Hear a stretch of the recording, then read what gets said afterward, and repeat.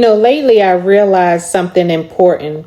Learning and truly paying attention while listening every day can make a big difference in our lives. It helps us avoid, or at least not linger, in heartache, trauma, or drama for too long. Now, don't get me wrong. When you start to notice things more quickly, it can hurt. It's like a wake-up call. You might find yourself thinking, you look one way, you look the other way, and you say, wow, not you, of all people. Wow, I really thought you were cool. But that's awareness. It's powerful. It's what helps us move forward and protect our peace. I didn't say it wasn't going to hurt.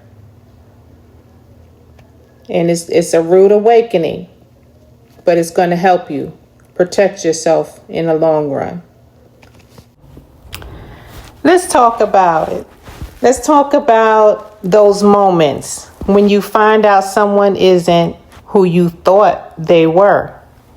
You know the feeling, like when you bite into a chocolate chip cookie, only to realize it's oatmeal raisin. Betrayal. Nah, but hey, there's no shame in feeling hurt or stunned. We're all human, and humans are a delightful mix of good, bad, ugly motives and questionable decisions. Kind of like, when you go to a potluck, when someone always has that weird kind of dish. So when you look at someone and think, damn, you too? I thought you were cool. Don't panic. It's not the end of the world. It just means their vibe doesn't match your playlist. You've got your own vision, your own drive, and clearly they're dancing to a completely different beat. And that's okay. It's called radical acceptance. And some might say, fancy term, huh? But basically it just means accepting people for who they are. Even if who they are makes you want to just scream into a pillow. Now here's the kicker. Once you've accepted them for who they are, even if it's a walking red flag, you get to decide how to proceed. Can you coexist with this person? Can you defend yourself and others if needed? Or is this one of those situations where you say, thanks for playing, and exit stage left? The choice is yours. That's the good thing. But whatever you do, remember to keep your sense of humor intact. Because I tell you what, life's too short to let an oatmeal raisin cookie ruin your day.